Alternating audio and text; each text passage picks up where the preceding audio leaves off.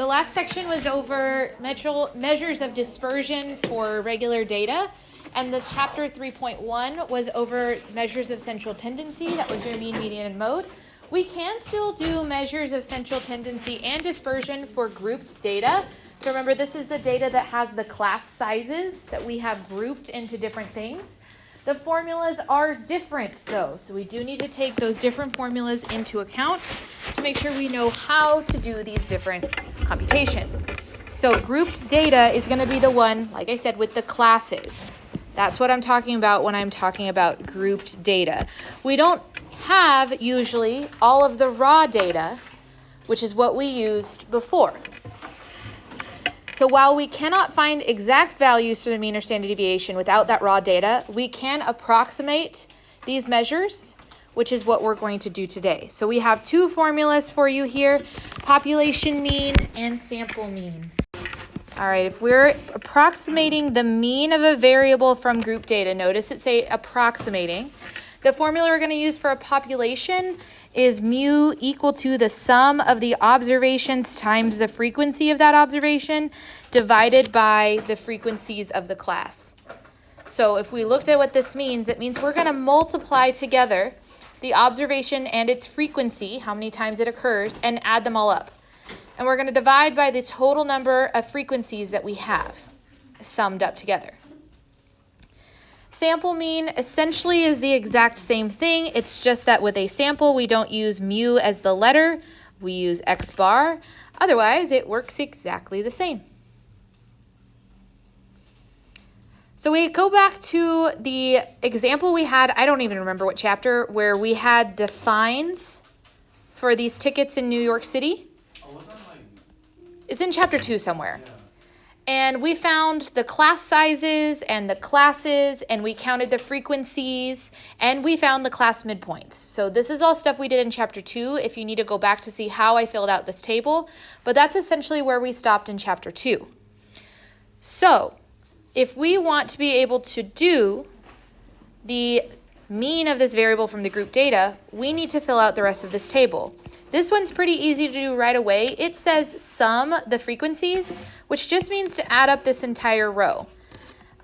Just to fast forward here, there are 50 observations, or frequencies, observations. Each of the rows, however, we're going to finish with a column that says xi times fi, which means we are doing 62.5 times 1. Which is easy to do, 62.5. In the next row, we're going to do 87.5. That's a class midpoint, essentially the observation. And we're going to multiply it by 0, and we would get 0. And then we do 112.5 multiplied by 7. Do you see how this is working? Yep. This would be 787.5. We would copy-paste the same thing all the way down. And notice I'm saying copy-paste on purpose because eventually we will be doing that in Excel, to drag that formula down where we are multiplying the class midpoint times the frequency. Because I know you can do this in a calculator. I'm going to show you Excel in a little bit. Let's just go ahead and fill this out. 1375, 812.5, 750, 2762.5, 950, 1312.5, zeros, and then 132.5. This is what we'd get if we multiplied the class midpoint by the frequency. That bottom row, I know you're still writing, that bottom row is the sum of all of those little multiplication problems. So we would add up all of that column together.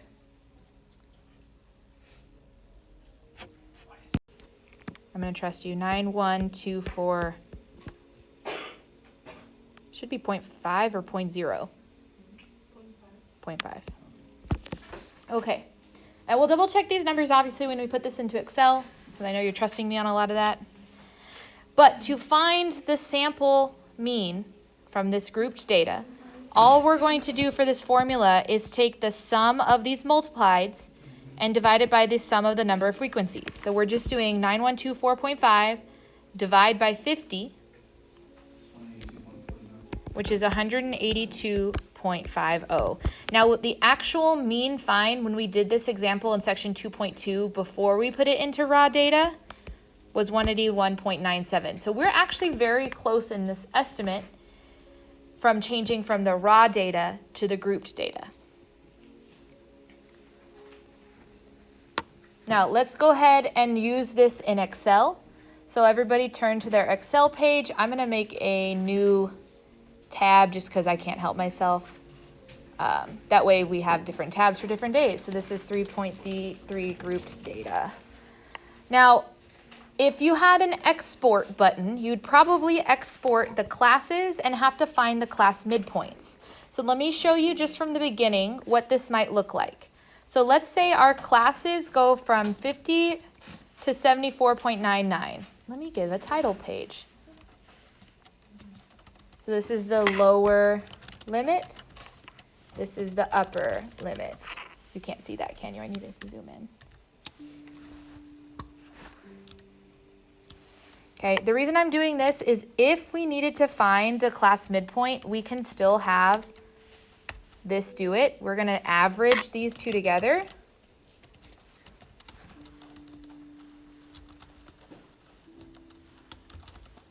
And then we're going to round to the nearest 1 decimal. So if you see, we still have the same class midpoint.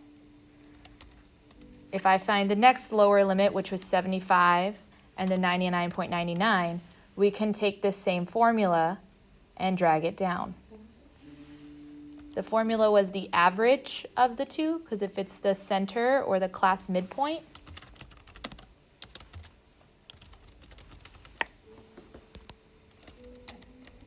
okay, so again, 100, 124.99. I'm just going to go ahead and write all my lower class limits because I can go faster that way. 125, 150, 175.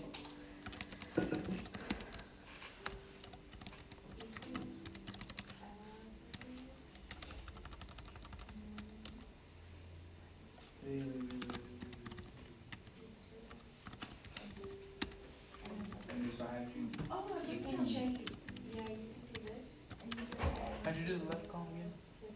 How did I do the what? Like, it's just a typing thing? The midpoint one, or this one I'm typing right now? Like both. These are the lower class limits and the upper class limits from my class data. Like the first column of the first data entry says 50 to 74.99. So I'm typing in those numbers. This again is if you don't have the class midpoints already typed on your paper. So we have the upper and lower limits, and we're just going to take this midpoint formula, which is the average, and we're going to drag it all the way down because we want the average of each of those rows.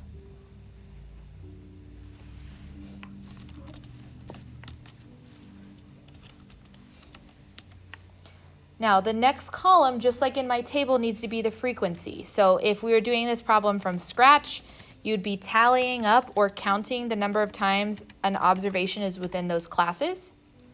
I already had it typed on your table for you because we did this in 2.2. My next column needs to be the multiplication of xi times fi. That means if we just think about multiplication, to multiply something you do equals one of the cells and then shift 8 to get the little asterisk. Shift 8 is the multiplied sign in Excel.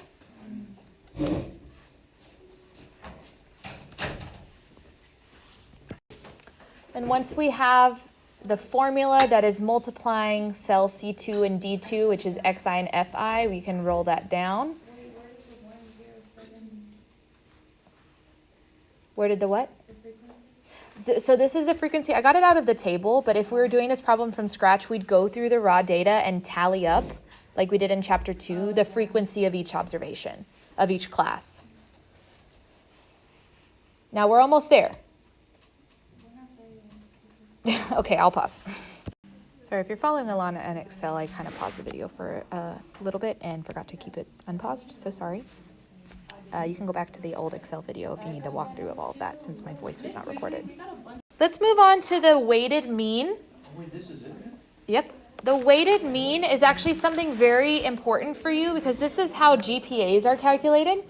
So if you've ever wondered how you get a GPA, a grade point average, this is a weighted mean. So when we are computing a weighted mean, that means that different values have different weight, which for lack of a better word. The weighted mean, x bar sub w, of a variable is found by multiplying each value of the variable by its corresponding weight and adding these products together, then dividing the sum by the sum of the weights. So it looks very similar to the one we just did for frequencies, except that we're now no longer multiplying it by its frequency, but multiplying it by its weight, where wi is the weight of the observation and xi is the value of the observation. So let's see what this looks like. Marissa just completed her first semester in college. She earned an A in her 4-hour statistics class, a B in her 3-hour sociology course, an A in her 3-hour psychology course, a C in her 5-hour computer programming course, and an A in her 1-hour drama course. Determine Marissa's GPA. To do this, we need to understand what each of these grades means. So we assign it a value. We're going to say an A is worth 4 points. A B is worth 3, a C is worth 2, a D is worth 1, and an F is worth no points, right? Because you get more points for getting an A than a B, and a 4.0 means you have all A's. Okay, so we have this weight. We need to figure out Marissa's classes and their weights. The observation is going to be the number of the weight is going to be the number of hours.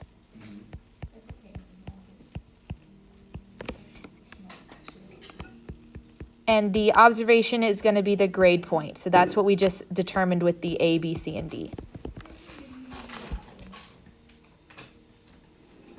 Here we go. Marissa's GPA, this is a long formula, so write nicely, which is x bar sub w, is found by doing the following.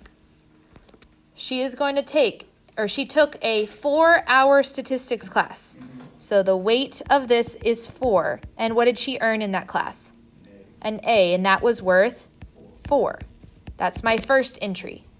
An A in her 4-hour statistics course.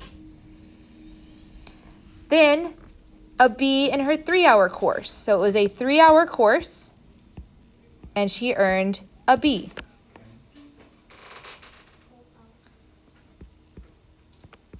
In her 3-hour psychology course, she got an A. So 3 parentheses 4. In her 5-credit-hour computer science class, she got a C. So that's a 2. And in her 1-hour drama course, she got an A. Do we see how I did this? Yeah. Okay. Correct. Because we always do weight times grade point, or hours times grade point. Then the denominator in this formula is the sum of all of the weights. So it's the sum of all of the hours. So she took a 4-hour class, a 3-hour class, a 3-hour class, a 5-hour class, and a 1-hour class.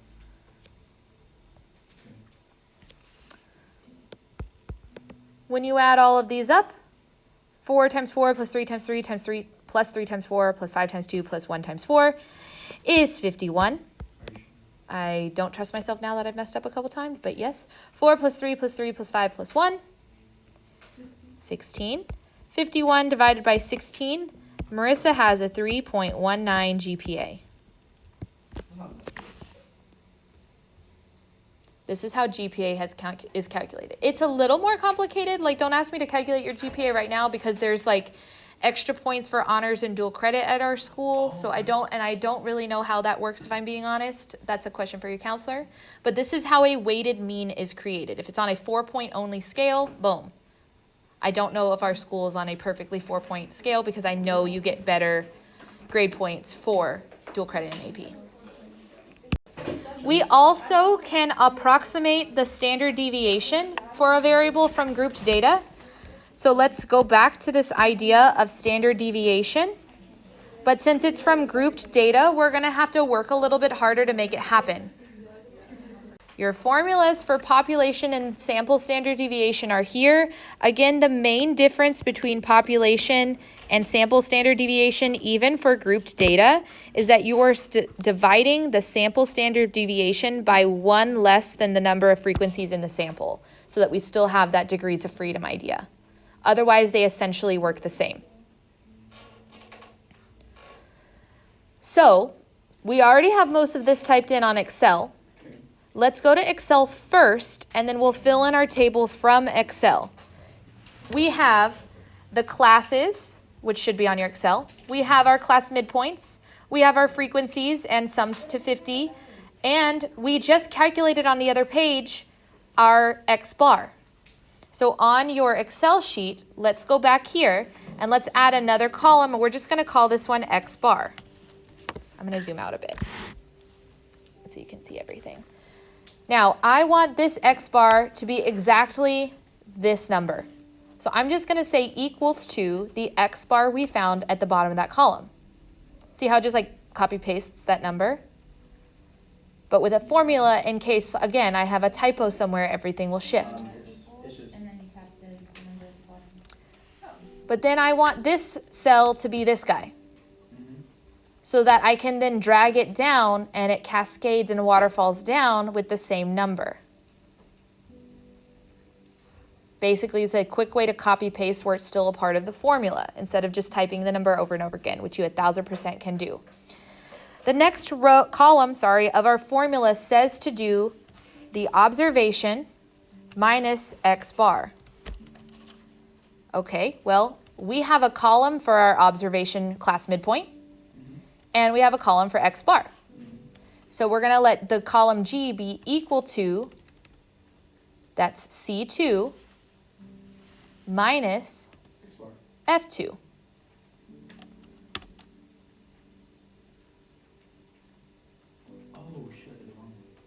Okay, so again, we have our class midpoints. We just made a column for X bar, so that now I can take this formula of C2 minus F2 and drag it all the way down. Now my formula says that we want the sum of the squares of xi minus x bar. So I need to make another column that is xi minus x bar squared. Oops, I spelled that wrong. You get it.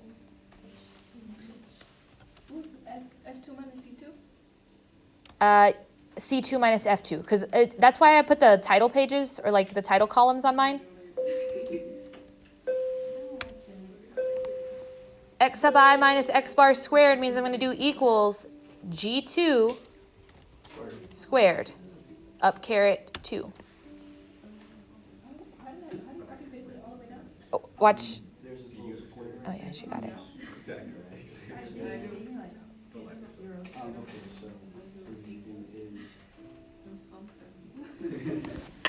The last column of this table that we want is that x minus x bar squared times the frequency. So I'm going to have to make another column that takes this cell and multiplies it by this cell. So I say equals H2 times D2 times, because if variables are pushed next to each other, that means we're multiplying. Well, look at the titles of the table and look at the titles if you added any of your columns. This is why we add titles. We drag that down because we want to do that for every single one of them. After we have this last column, our formula needs us to sum all of these numbers because we're doing the sum of the difference of xi minus x bar squared times the frequency. So we do equals the sum of, and then you drag that down.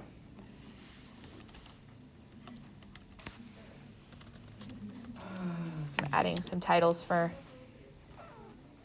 myself. 26 credit hours. Okay, look. After this, we're going to be good to do S. But we're gonna go back to our page for a second before we do this on your Excel.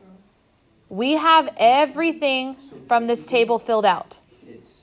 Go from your Excel and take all of these numbers and write them down on your notes so you have them.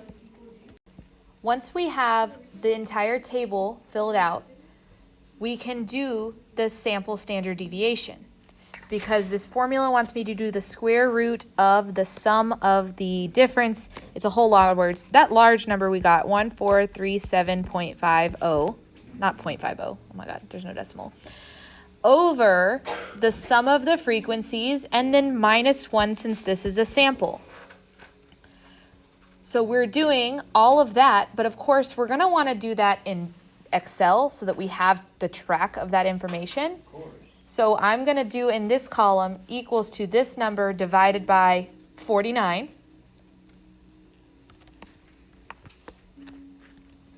And then in this column, I'm going to do the square root of that number I got. I did, so the formula, remember, is up here if you ever need to see. I did this cell divided by 49, because my formula, once we have that, wants me to take the sum of those values, which I did, and then do the sum divided by n minus 1. So there's my little title for it. And then we're going to take the square root of that, which gives me my sample. I guess I should just put this S. My sample standard deviation. But of course, if I'm showing my work back on my actual paper, 2933.7 is going to go underneath that square root on my paper. And our sample standard deviation, let's give it one more decimal point since this is dealing with money. So we just like allow one more decimal, would be 54.16. Square root, if that's what you're looking for. So again, I can fill out this formula by hand, but why not let Excel do the math for you? And again, just like with the question on the first page, when we actually did the standard deviation from raw data in section 2.2, it was 54.151. That's very close to what we got with this estimate. So these are really actually pretty good estimates of the data themselves. And that's it? That's it. Now, Soraya asked for a walkthrough video. I'm gonna go back because I didn't record on my video, my iPad, what I'm showing you on Excel because it doesn't happen at the same time, but I will go back and do that in case you wanna watch me do all of these formulas again. Yes, would that be helpful? Okay, gotcha. You'll all use it, I know. Okay, fabulous.